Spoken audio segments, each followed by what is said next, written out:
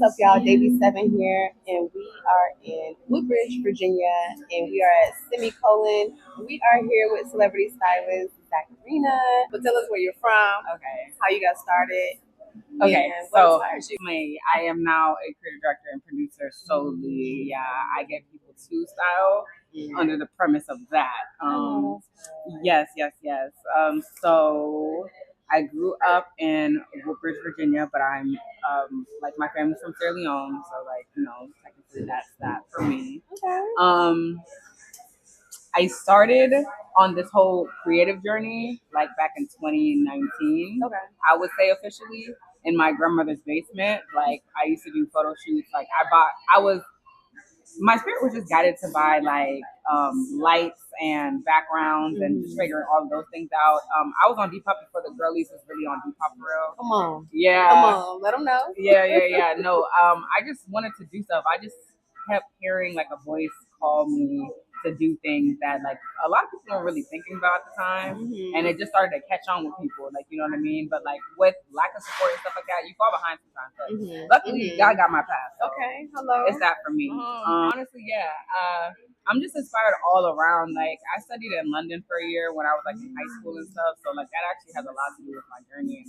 Just me shaping the way that I want to voice myself creatively.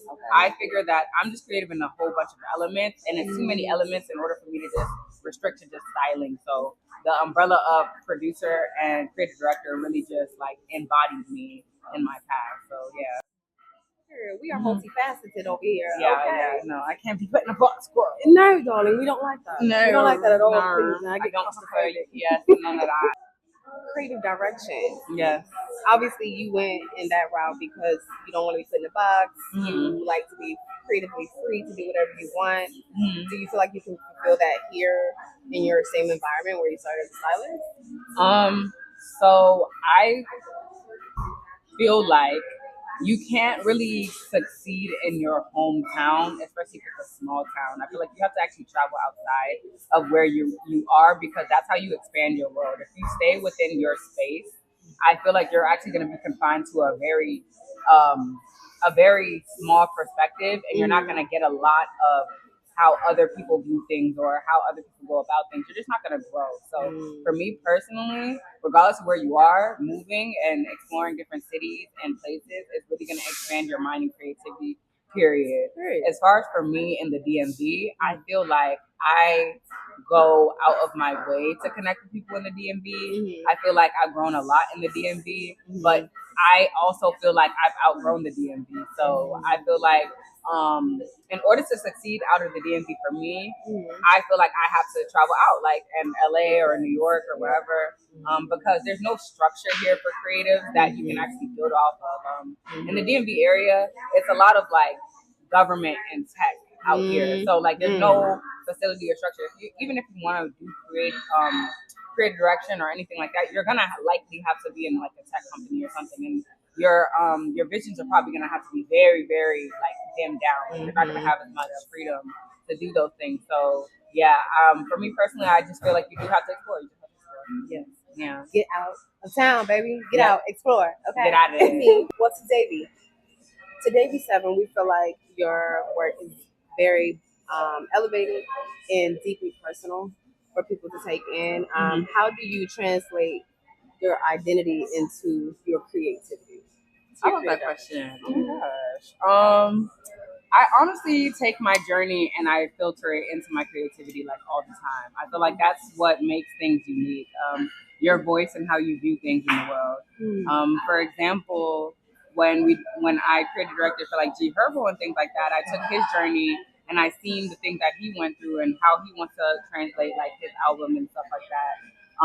And I put it into like a visual story. Like I heard him when he said that he wanted to translate like that he's coming from like a boy to a man essentially. Like he's just maturing. He wants to have more of a footprint on the world. He wants to acknowledge where he's came from, but that he still has a long way to go and that he really wants to make an impact out here. So just taking from things like that and seeing how that can translate visually, taking keywords and really fueling that into how that can be told in the story and imagery is pretty much how I feel like I come across with my visions creatively. Even with like some brands, depending on what story they're trying to tell or even what they're trying to portray, that all fuels like how you can really just tell the story of them visually while also staying true to yourself and like what makes your creativity stand out. Because they always say like ideas are in the library. Like you could either check the book out or return it and have somebody else take it. So if you don't even if you don't act on an idea, somebody else is gonna take it from you. And I've seen that live at the beaches. And I'm like, okay, I see you guys. I heard you. Next time I get it, literally, that's how it goes. I believe in that. Well, my next question to you is, how has stepping into creative direction expanded your storytelling as a whole? I feel like, oh my gosh, I love creative direction because like I can just like look at everything from like a like a king's point of view, kind of like I'm not a king, but like but like you really have to. Well, one, I feel like a lot of people misconcept what creative directing is. They think it's just having an idea and putting it on a shoot, but it's really not that. You actually have to direct. Yeah, like it's not just create. Legit, it's the direct part, and it's actually knowing the pieces that you have in order to make the full vision come to life. Like you need to know people's strengths in order to create a direct period. So if you make for example, if you make a creative board and it's not up to the standards of your team, the vision's just gonna fall flat, period. And then on top of that, if you're not on it for deadlines, paperwork, communication with your stakeholders, and all of those things, that's gonna fall flat, period. Like you have to be very transparent in the way that you're trying to get things done and make sure that everybody's on one accord, or things are just gonna fall to the wayside. Something that I take pride in as far as for creative directing is just my ability to pull people together and make the room feel like you're not stepping on toes, but you're adding to a vision and that your piece matters. So like whether you're a stylist, whether you're a lighting tech, whether you work as a production assistant, all of that matters to make one big thing happen. So yeah, like it's like multiple. It's like mathematics, honestly. Yeah, literally. Each component matters. Yes, literally. How do you navigate visibility as a Black woman in high fashion places? Ooh, yeah.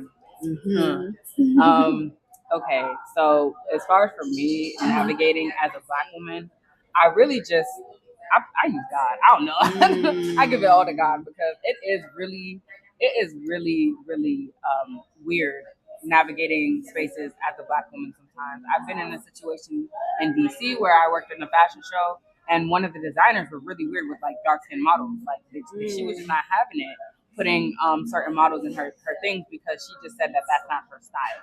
You know what I mean? And all the women who were there who actually fit her clothes, she was like, "Oh, nobody fits." There were people who could fit and walk, but she just wasn't like she wasn't feeling it, and it made things hard. It made things hard to see. It was just hard to watch. It was hard to watch, and when you're like at the I wouldn't say bottom of the totem pole, but when you just don't have that much authority within those spaces, it's hard for you to really say anything and make a difference. But I mean, the more you see it, the more you just take note of it, and then you just change the space as you go up on the totem pole. For me, navigating those spaces looks like building connections and staying true to those connections, following up with the people that you meet along the way. Your network is literally your network. So just making sure that your credibility stands, like you're leaving a lasting impression with the people that you work with.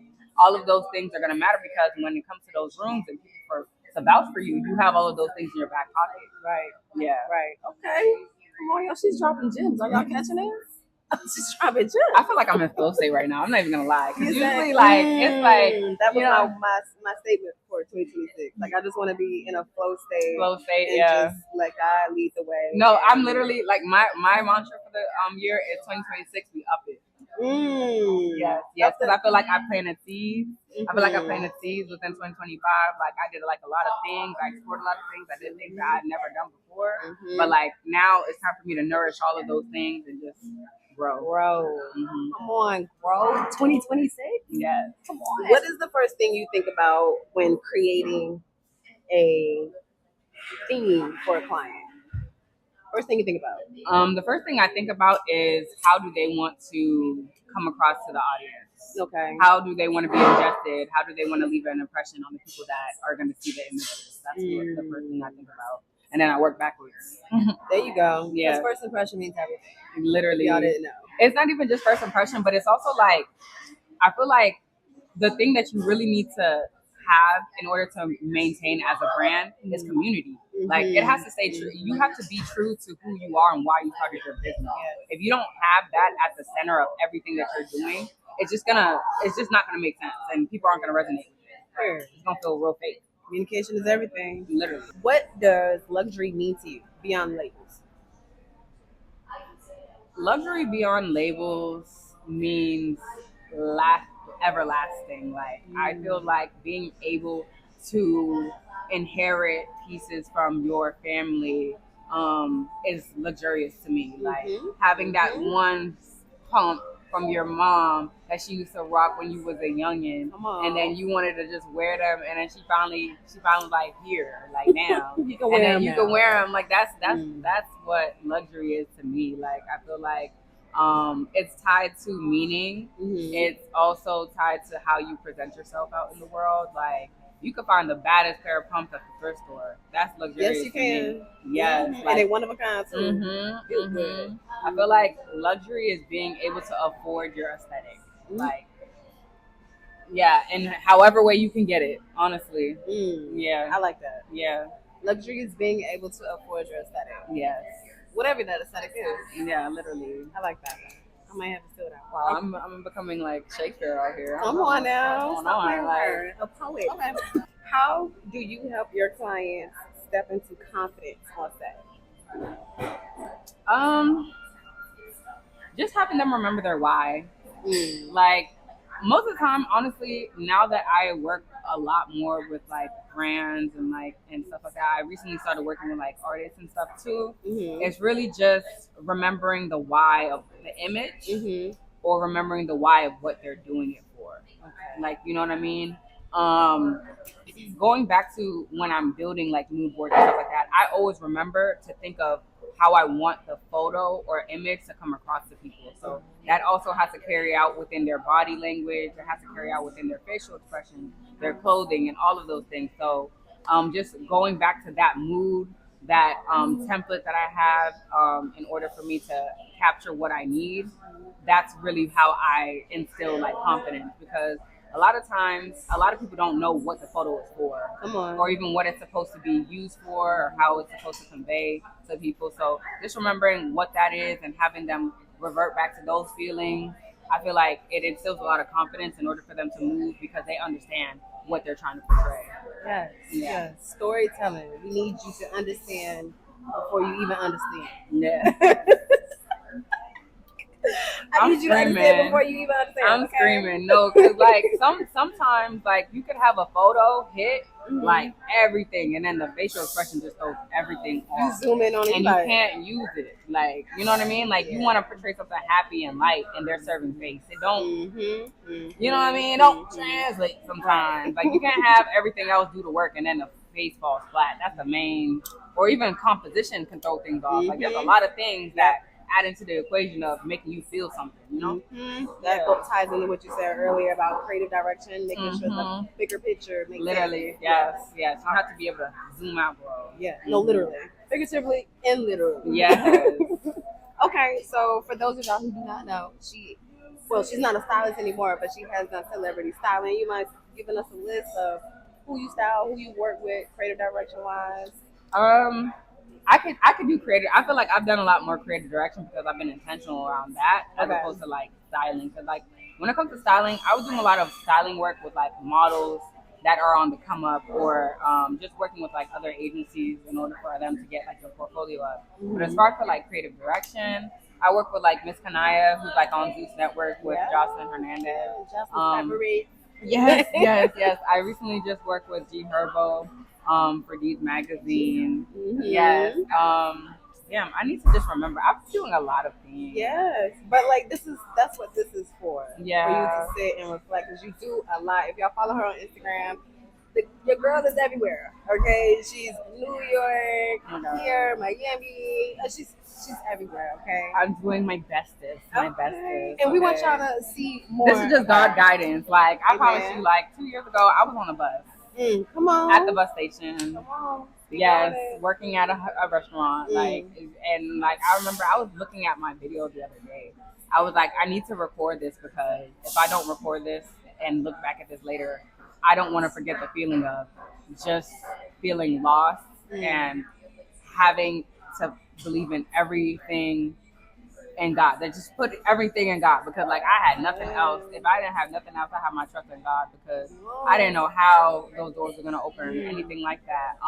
I've had a lot of delayed yeses. I would say they're delayed yeses. I've had situations where I worked with like Dead to Go Home and they were covering like Wale and O'Deal. Like I've met Savannah James. Like I've just done a lot of things that like I wouldn't have thought of like years on and end. But it's so funny because I have like family members that call me and like, oh, I had a dream about you, and they dream about me in these ways that I was like, damn. That's that bloodline speaking, baby. Yes, yes. I'm like, damn, like it's very likely. I'm not gonna lie. Like, you know what I'm saying? I had a couple that was like, yeah, I just like heard you being called on stage. Like, yes, for like a celebrity and stuff like that. And it's so funny because I work with like Ashake at the like MGM. Not the MGM, shit. No, Madison Square Garden. Let me. Okay, come on. Yes. Like, you know, I've done a lot, and it's like they were random as hell. Just fell in your lap. Yes, it just like it came to me. I did not chase it, and that is one of the models that I always have. Like, I will not chase anything; it will come to me. Like, you know, so it's alignment, baby. What's for you is just that. Literally. Okay, y'all. Well, what do you want to leave the people with? What do you want them to remember you as, and how? And let them know where they can follow you as well. Of course. I just want people to remember me as a person that is God guided and God faithful. I feel like I bring people together and in those ways because I'm given the vision, then like my dreams are connected to other people's dreams. So if I stop, then I feel like a lot of people is gonna be stuck. So I feel like it's my duty to just carry on that purpose and that fulfillment. You could follow me on Instagram at Zacharina.a. She's gonna put it. She's gonna put it somewhere. Or right here. You know what I mean? Zacharina.a on Instagram and on TikTok. If you can't find me that way, just check out the dot because you know somebody took my at name. Okay, they don't even use it. They don't even use it. It's so whack. Ain't got nothing on page. Anyways, yeah. But find me at Zacharina.a on all platforms. Period. It was nice talking to y'all. All right, girl. Well, thank you for your time. Again, y'all, I will put her information here. And as y'all know, Baby 7, we'll see y'all next time at the next live event.